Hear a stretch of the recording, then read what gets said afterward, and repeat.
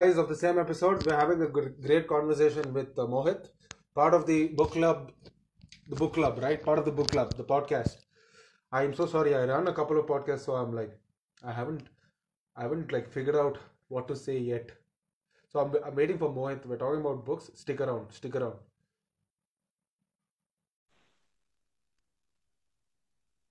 Yo, Okay, bro. We are on. I'm back. I've Yeah, successfully saved it. right. So we have to do this in installments, huh? Like you got to keep saving it, Ah, is it? I like Ah, I after a lot of losing a lot of important episodes from the other podcasts, I'm oh, like, okay, damn. yeah, Yeah, I can't right. because I want to do it live so that it's easier. If Uh-huh. anybody's watching, anybody can come over, and like as we grow, as the channel grows, I'm pretty sure people will watch, right? So it's more Sure, fun sure. doing it Yeah, with people who can. We can have active conversations, right? right. Versus recording the episode somewhere else and then uploading. Uh, Yeah. that works, but not really. Mm-hmm. So what's your tip for reading? We were talking about reading, right? Yeah. And we were talking about Like James James Atomic Clear, Habits, James Clear. Atomic Habits. Yeah.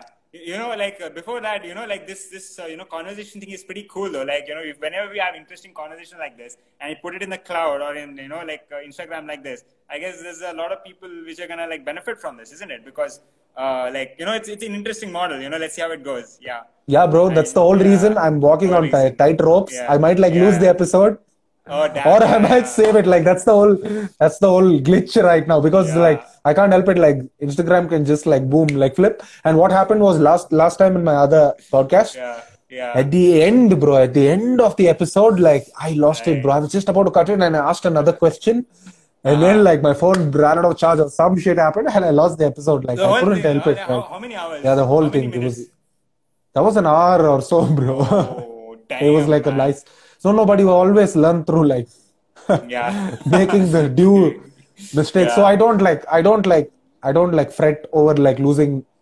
I Hmm. mean, making that mistake because that was due. If I wouldn't have made that mistake, probably I wouldn't have learned it, right? Yeah. So Yeah. I don't look at it like that. I like go headstrong a bit so that like Yeah. let's get over with all the like mistakes that we can possibly can rookie Right. mistakes, right? Right. Right. So, Oh, so, yeah, bro. how are you gonna like save this now? Like, are you gonna save this podcast like each installment? Like, it's like 15 minutes or something like Yeah, that? 15, 20. Whenever I feel like we're gonna Uh-huh. like lose the episode or Oh, whenever we've okay. gotten a good segment per se. Uh-huh. Right. Right. Fair enough. Yeah, So, bro. okay. So, all So right. I was So, the question that I asked was like yeah. any tricks and tips that like as you read, as one reads a lot, right? Yeah. You pick up on So, certain things. So you know what? Like this is it. Okay, this is like the four-step method to like build like an amazing reading habit. So firstly, you gotta like pick a book which you find like like you really want to read it. So like I always recommend this. Okay, this is like the holy grail of starting to read. Like anybody asks me, hey man, like you seem like a guy who reads a lot of books. How do I start reading? I'll just start with Harry Potter, man. Just begin. Right. Like it's like Nawal it's beautiful. says, Yeah. Nawal says, read what you start with, read whatever you want to, read whatever you love, and then slowly Yeah. progress. Yeah, and yeah, like just start with something that you really love. So the whole major point is you got to make this habit attractive. If you are doing this for Yeah. something I like like it. yeah, if you're gonna make it something like it's like a obligation or you Chore. thought you have to do it, then I mean you're gonna give up, man. Yeah. It's likely it's not gonna work. But and then another thing you can do is you gotta make it easy on yourself as possible in the beginning of the habit. Look, I understand some disciplinarians will go like, no, you gotta read like 50 pages a day or whatever. Like you gotta make it easy on yourself because this is something new you're adding, and the easier you start, like you got to think long term. Like you said, right? To build a habit, it probably takes 5 to whatever years. So James Yeah. Clear has this thing where you got to think long term. Like instead of thinking like quick fixes or whatever, you got to think like the actions that you do now, how it's going to affect you in like 10 years or something like that. I mean, that's just a ballpark estimate, all right?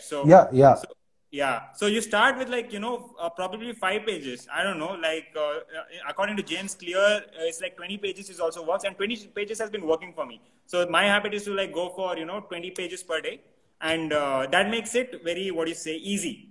So next, you got to make it obvious. how do you make sure that you remember to read the book? Okay, like you got to keep some reminders or whatever. But what I do is like I know like which part of the house I'm gonna stay. Okay, I'm gonna like spend like 80% of my time, which is like my table where my PC system is, and whatever book that I'm reading right now, I just keep it on the table. That makes it obvious that like if I sit here, like okay, like I gotta like start reading like 20 pages at least. And finally, satisfying.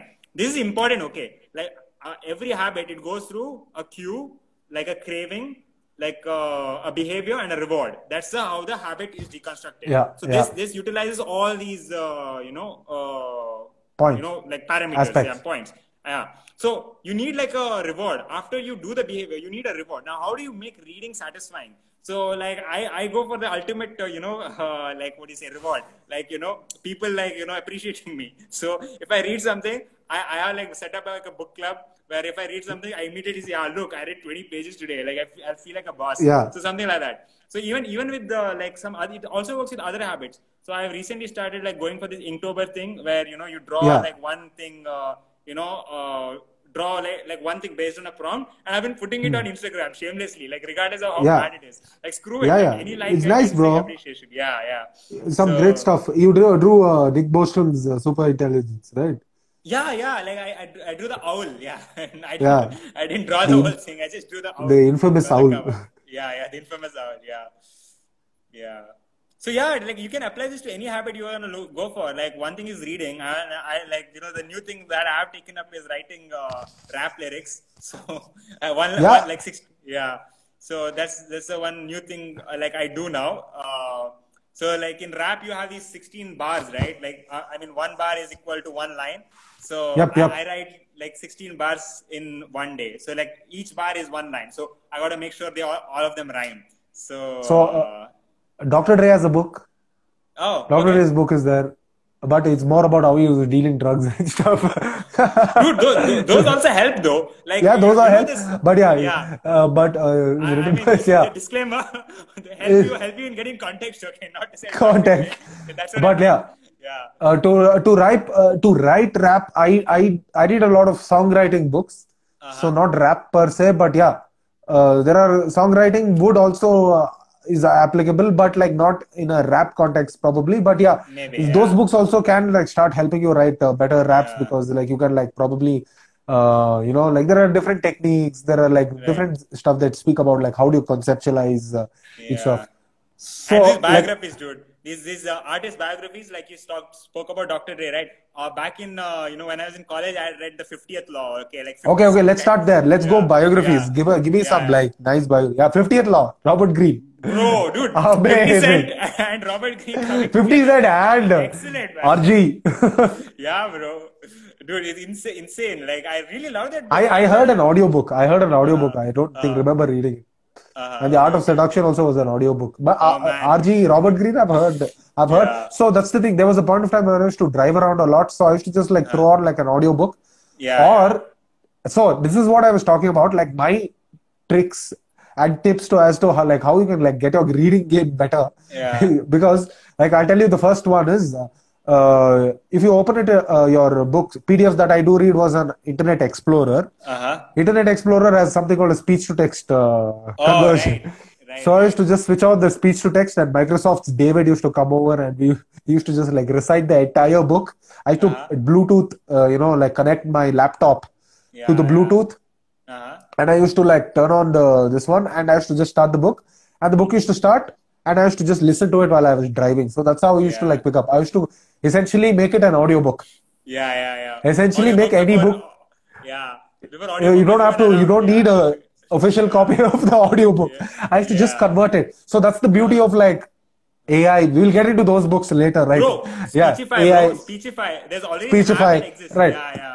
Right. So these books, and they get better. And at a certain point, right? Some people are like thrown off by the robotic voice and stuff like that. But as you get better, as the technology gets better, and as you get saturated with what you're listening to, you don't care about the voice anymore. And the speech is very good enough, bro. You can like actually listen to a book. It's more. I've a lot of books that I've only listened through this one through that, right?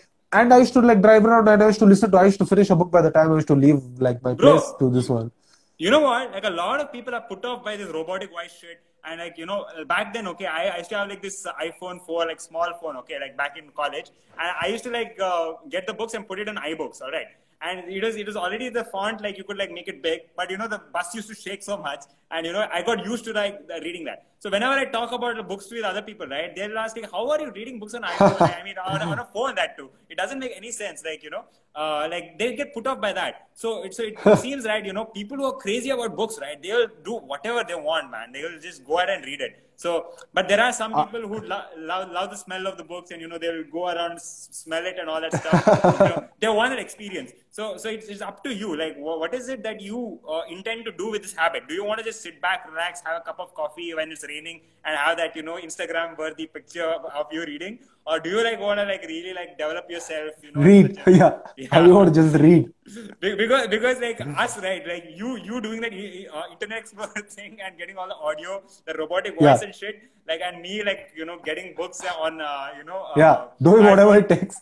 Yeah, risking my goddamn eyesight to like read. Yeah. Like, I almost get a headache, bro. But if I start reading physical books or like books when I'm traveling, at least when I'm on like I don't like really. I can like provided I'm fresh, I'm ready to go. If I'm very tired, I don't know. Like I just can't pick up. But yeah, that was one of it. I'll tell you. Like I used to like feel like so dizzy while I was reading it. You do feel dizzy, bro. But still, I wouldn't give up because the book was damn good that time. I was like really enjoying the shit out of it. Yeah. So, but to tell you the truth, I'm more of an oral guy. Like since I'm in music and like I like music production and stuff like that. But like my everybody learns through different ways, right? Like some learn through like somebody teaching, somebody reading, somebody telling you something. And there are ways to input information. But I'm more actually of an oral learner.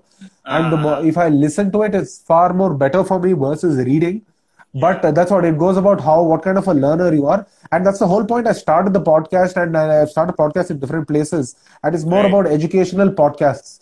It's the people like this kind of a service was not available for someone who was 10 to 15 years back. Like someone like us, right? You couldn't necessarily learn anything just through orally because you have to either read it. That's the whole point where I came to like, you're put off. Probably oral guys are like put off. We don't want to read. We want to just listen to it. And there was a point of time where Kannada exam, my mom used to just like read the entire book. She used to just read the entire Gururu Ramaswamy Iyengar, and I used to just pass out.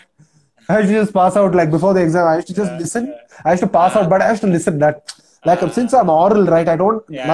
No other part of my body needs to be active. I used to just listen. Go kill the exam, right? I wouldn't. It's like I did. You know what? I didn't read the damn book. You guys are like were reading. I just listened to the book. I just went and wrote it. Like, isn't that like crazy? That's where I realized the part of me was like, I actually learn better like if I listen, because also what I realized was a greater part of reading is the first act of reading is to read it. The second part is that's a physical part of like compiling. Like reading the physical act. You don't do anything. First you have to read it. Then you have to listen to actually. This all happens simultaneously, definitely. But like the flow is like you read it, then you listen to actually what you've read, and then you cognify it, you compile it. Isn't that right? You're right. It's a it's a two-pronged kind of a act, right? You don't like read it and you immediately know. Like there is like a bit of a lag between you read it, like you remove the information from a page, and then you listen to it, and then you learn it, right? That's sometimes people are not good at reading, right? That's what happens. Like, firstly, I can't just like read, read as in like read fast, right? Then I have to read, and then actually have to like, what have I heard? What did I read just now? Right? What did I read just now? That's also like you have to pick up on to what have you read right now too. That's also a part of it. So that's like it's like a two-faced action, right? You have to read, you have to read it out aloud in your head or aloud, and then actually like be like, okay, this is what I actually read it out. That goes hand in hand all the time, but like as you get good at it. But yes, I feel like it's more of like somehow the more you read, it becomes faster. But some people are like, they don't like reading. I feel also it's because of that. I have to read it, and then I have to like sit back and be like, what did I read? Because like sometimes you forget what you read because you're in the act of fucking reading it fast, right? You're like busy reading it, like but you have might you like noticed like sometimes when there's a book that you read that's really crazy, like for example that Abundance, that any of the Peter Diamandis books, right? Yeah. You read it and then you get so excited that you like go any person you find, you like, hey dude, I got to talk to you about something. It's insane. Yeah, And bro. you start talking. Probably Yeah. this is my bit of my own like selfishness in starting the podcast. I don't have to like go catch a random guy. Like I can get guys who are interested in talking about books. Yeah, We can sit here and we can talk, right? Yeah. And we can sit here and talk. Like, you know, I'm also grateful you started this because, you know, before this, like during the pandemic, I used to like read whatever books I read. And bro, like in the pandemic, I started to read, actually read like The Singularity is Near by Ray Kurzweil, right? After each time I used to read it, I used to go downstairs to my parents and like, they're like, fuck this shit. You guys have no idea what's coming, guys. You sound like a lunatic. Like that meme, bro. Like, he's drawing all that shit. You guys have no idea. I have a whole plan.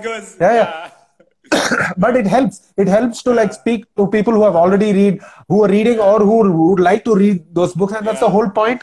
Again, that I've started the podcast so that we can all sit in one place, like the virtual fireplace, so to speak, and like all discuss about books and like, so that like whatever, like, see, obviously I've read great books because of like what you guys have told at the book club and especially you, like you've showed me like this great book. Bro, everybody lies, bro. Everybody lies. Yeah, everybody lies. Right? Exactly. You showed me like everybody lies. I have been 100% fucking grateful that you like actually showed me that everybody lies, because it was like a great part of like it was like the sweet spot between digital marketing and data science. Like I needed that book actually to like push me to like be like, that was the next step.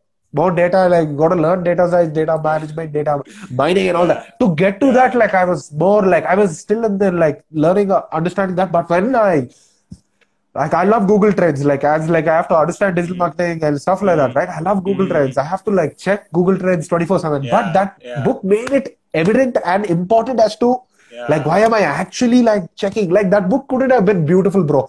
Like for me, any more beautiful, because like it helped me so much, because I was anyways on Google Trends all the time. But my God, once I read that book, like to give you an example, right? Some people like Google vaguely, like near, like haircut near me, right? Haircut near me, or like a vague keywordist types. That also probably is because they don't want to give out the full information to Google or stuff like that, or like they are not like, now after reading that book, I actually like type it out like properly, like whatever, because I know like what's happening on the other end, like the algorithm is trying to help me. So it's better off if I actually give it the information that it needs to listen to, so that I retrieve the most important, like the accurate information that I want. And Google wants to like help me in terms of like, you know, gathering data that I'm actually searching for, right? It helped me like in order to how to type better and how to like, you know, it was a great book, bro. I would definitely read it again.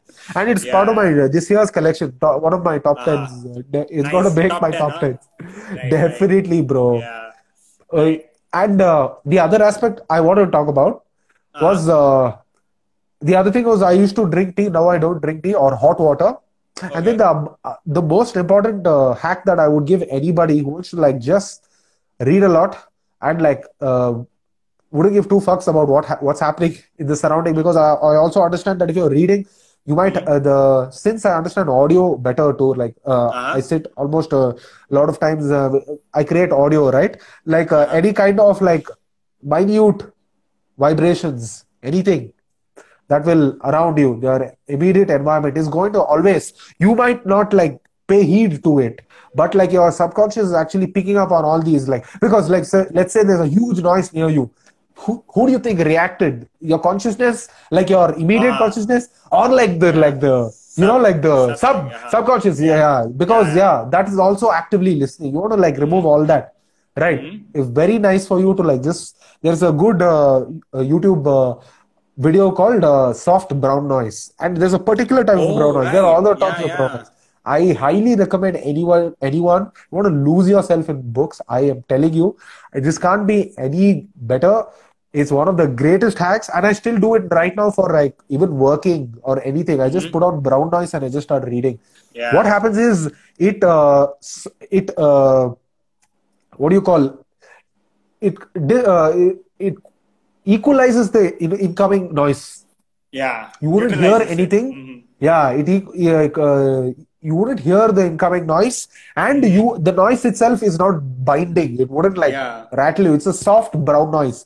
There are different kinds of noises. We use saw noise and pink noise and stuff like that. But there is a certain video, bro. That video, I always go to that. I've even downloaded that video. Like always, it's my personal. That's the only soft brown noise that I use. It's the particular. It's like you're sitting in a cave and outside there's a waterfall. Right. It's very like soft. It just disconnects me from the universe. And also because why I tell you this, some people, as I used to too. I used to read with lo-fi hip hop. I used to read with jazz music. Right. But like since I'm already in music, right, there's this part of me that just goes into what the fuck, what's happening in the kick, what's happening in the snare, how's the melody line. I forget about the book that I'm reading. I'm like, fuck, by the time I'm like, holy shit. That helps. That's nice when you listen to jazz, because that's the whole point about jazz. It's not to hook you to listening. It's easy jazz, easy listening, easy jazz, smooth jazz is there. Sometimes when I get bored, there are other kind of noises that you can listen to is crackling fireplaces. Google all of this on YouTube. Crackling fireplaces, ocean noise, river noises. I'm telling you, these are great hacks. Just put it in your ear and just like play it. You heard of this thing called binaural beats? Binaural beats. Whatever, So there's this app. They use artificial intelligence to create infinite levels of music. So like you can like select what you want, like study or like work or like see, that's great. Exactly, bro. See, exactly. Like, see, when we're talking about artificial intelligence, bro, there is now that you tell me, and you were talking about rap lyrics, there's a AI generated lyrics. It's just you type the mood, and you type the lyrics. And just because what happens is, if there's a vocalist or if there's probably my sister who comes, like I want her to sing over this one and I want to record like like she's like, I don't have my lyrics of my own, what the fuck do I do? And I'm like, I write lyrics, probably it doesn't suit the genre that we're making or something like that. I'm like, I just go into like the AI generated lyrics at a time. There's a great nice line, a couple of lines that we can just like sing. I'm like, okay, this makes sense, and that uses huge amounts of data from fucking probably 1990s. It picks up every information available. And the mood and the common keywords and the words, the recurring words and the types of phrases. It uses all that information to give you like syllables, rhymes, everything. Syllables, all that. You don't have to work, and there is artistry in it to like actually use that, right? It's not that's because you use that, you're not like not an artist.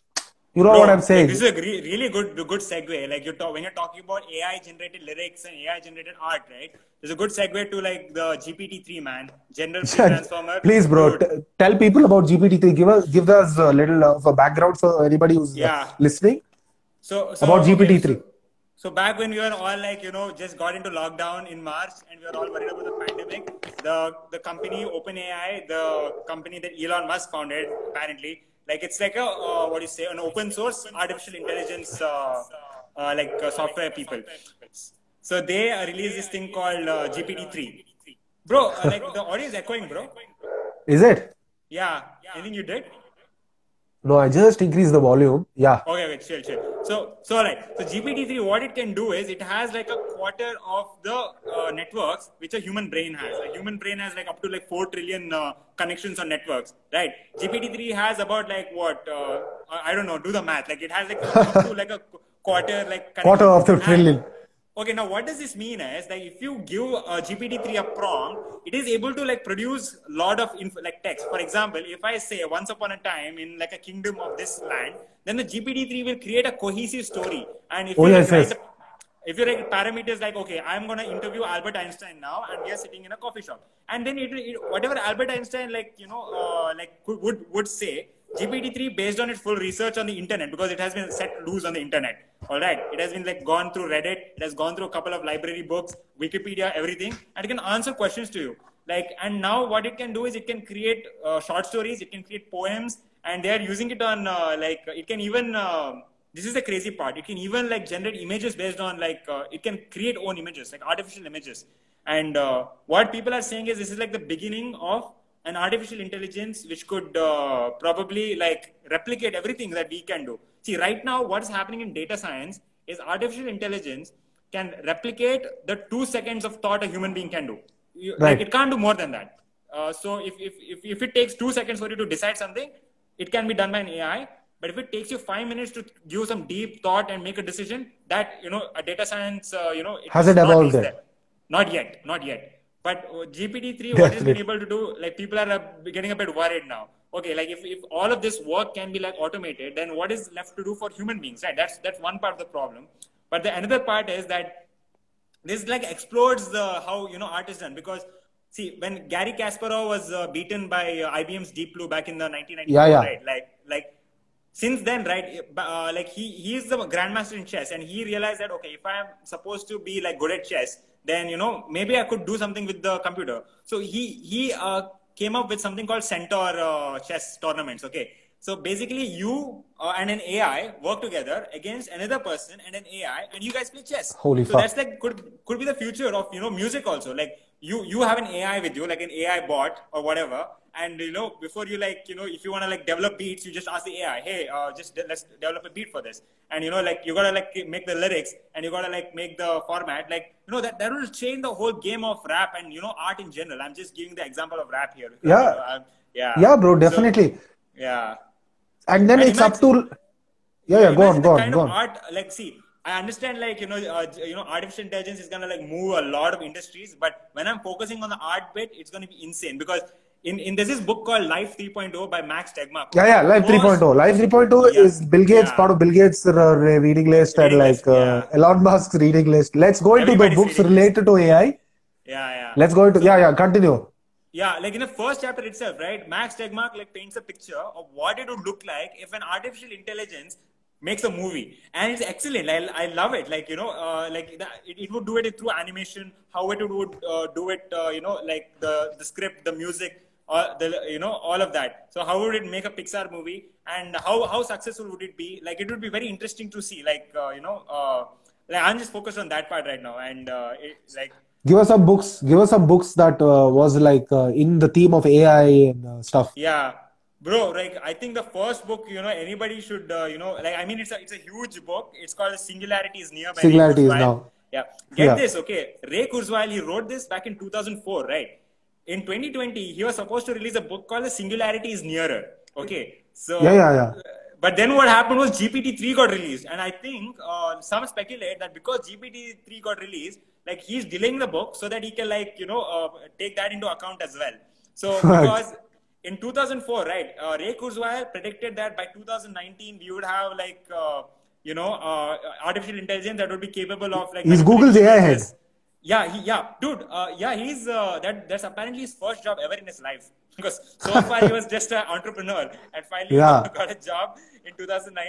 Bro, I read that. Yeah. I read that in some phone repair shop, bro. In Samsung's. I'd given my phone for repair. I was just like, I'm like, okay, Singularity is near. Like, somehow I was just like reading it. Yeah, but yeah, it's a dense book. It's a heavy ass book. It's like it's like you have to keep going at it. We have and he has his talent, I guess. I don't know what to call it. He's able to make some really profound stuff into as boring as possible. Because it's whatever he's talking about, right? You go read it. I'm like, okay, did he actually say that? And it's like stuff like you like your lifespan increasing exponentially, your nanobots going through your bloodstream. And, like, bro, it's a quintessential book, bro. It's a quintessential. Man, it's like a number one in the whole field. And then we have Nick Bostrom's super intelligence. And then he has another book called How to Create a Mind. I've downloaded all these. I have to get into this. And then Life 3.0. And then AI Superpowers, bro, by Kai Fu Lee. AI Superpowers. Oh, let's get into AI Superpowers, dude. Like. Bro, that was a ticking point where like I was like, okay, in the next 5 to 8 years, it's inevitable. It's inevitable. Deep learning, AI, data science, data management, right? Like big data and all that stuff. It's inevitable because China is already there, right? So give us like a big Kai Fu Lee, who's the guy who wrote the book, AI Superpowers, and he's an entrepreneur in China. Basically, and he works for some governments in the US or something like that. No. I think he's an entrepreneur, I guess. Like he used to work in the US. Like I forgot, dude. I think he used to work in Microsoft. He was a part of the team which created something important. I don't remember what it is, but he has He's the guy who works on unicorns. Any company which has a Yeah, valuation yeah. of $1 billion, those kind of companies. It starts with SI something. His own company, SIM. Right. Something. I don't remember Right. what Yeah, company bro. he is. No problem. Like that's the whole point. The book is there for to get into the nitty gritty. Let's just But hey, discuss what do we take away from it. Yeah, dude. Like, how, you know what? Like, there's this. It's gonna be like how back in World War II, like the US and Russia and Germany were like racing towards building like the nuclear bomb, right? So The nuclear similarly, bomb. we are in a new arms race, basically. Yeah, exactly. Already, and not just a few countries. Like there is US, there's China, there's India working on this, there's Russia working on this, there's Japan working on this. So to the goal is to build like an artificial general intelligence, which would mean that once you have that, it's like you have like exponential power, because like the person who wins that, the country that wins that race, it's about can able to wield that power and to do anything that they want. And the fear is that it depends on what the ideology of the country is. So if considering China right now, I think you should go by the communist narrative. What is it? CCP. I forgot. The Communist CCP. Central Party. Communist Chinese Central Communist, Party. Chinese Communist Party. Yeah, It's just called CCP. CCP, bro. Yeah. So like those guys, right? What they have now is something like Big Brother only. Like whatever, like John spoke about. Bro, it's brilliant. The book is brilliant, bro. Yeah. So, deep learning. I was especially interested in deep learning. Yeah, see, the thing is, George Orwell wrote 1984 in 1945, okay? I don't think he could have ever imagined that, a state power could use the power of like artificial intelligence of all things to control its citizens to such an extent that, that all their moves will be recorded, their faces will be recorded in a huge thing. You can like actually pinpoint which person it is. So, it's insane. Bro, so like let me give you like a great point that he makes. The difference between Google and Facebook's kind of the data that they're getting versus the CCP government is getting is these guys get data that is what is given from our phones, that is publicly like available, stuff like that. Right. But the data that they get is like everything. Everything on the so in terms of data learning and AI and deep learning, the algorithm is going to evolve way better because they understand what is happening at a far better pace, because there are more data points basically for each node, basically, because like they understand everything, they understand the movement. Probably by looking by your gait, and if you're walking on the road, right, they'll know if you'll have like a disease in like 2-3 years, because like looking at your gait, they'll tell you. There was an insane thing that happened. Okay, there was this very very innocent incident in Britain. The pregnancy. Yeah, exactly, man. It's insanity. Like they always talk about that. Yeah. So that's the whole point, no? You want to talk about it, because I think the viewers would love it when when they find this out, because it's very creepy but a very interesting story though. The department store, they installed artificial intelligence to predict what their buyers are gonna buy. What consumers are going to buy? What do consumers are going to buy? And a family gets recommended pregnancy-related products, but they turns out the dad gets pissed basically. Because and he comes over and like, what is this? What is happening? Why are you sending a small kid? Like she's a teenager. Yeah, she's a teenager and stuff. And turns out then he comes back and he says, you know what? Yeah, like the algorithm predicted when she got predicted. But because this is not even in the parameters of the algorithm, by the way. The algorithm was not supposed to predict this, and still the algorithm was able to predict this. Is actually pretty insane. And you can read about this in this book called Hello World, by the way. I think that's... Hello. It's by... so have you read Hello World? This guy has a series on Hello World. Have you read Elon Musk's biography? Ashley Vance. Ashley Vance, yes. Hello World. Ashley Vance has a series on technology on YouTube, basically. It's brilliant. I know Ashley Vance through his this one, Hello World. I would love for you to watch Hello World, bro. I would love for you to see it, because I was like, when I was reading Elon Musk's biography, necessarily think I finished it. But when I was starting it, I'm like, he talks about how he approaches it because there are a lot of people who wanted to write his books, and Ashley Vance was the only guy. Then I'm like, Ashley Vance, I've heard this. Like, holy fuck, it's this Ashley Vance, bro. I know him well in a way, in context. I've seen all his episodes. He goes to China, he goes to everywhere, New Zealand. No, he goes to where Nokia was, Finland, and like, what are they up to? And tech related, everything tech related, all the bots and all that stuff. Right. So, what about Hello World? Who's the author for that book? I forgot the author's name. I like, it was something. It was in my data science reading list. To know what AI is capable of. Yeah, it was written by this journalist who was a British journalist who used to who gave a complete compendium of how data science is going. And it is what do you say? There's another book, dude. Like I want to talk about. I forgot its name. Damn it. But Hello World is one of them. Hello World is one of those good books. Another book you were talking about just now, just now before I was speaking about, this department store, the artificial intelligence pregnancy thing. Ashley Vance, before Ashley Vance also. Goddamn. Don't worry, we have the recording. If I save it now. Yeah. Shall I save it? Save it. Tune in later, Hold guys, up. in 5 minutes. Hold up, guys. Yeah.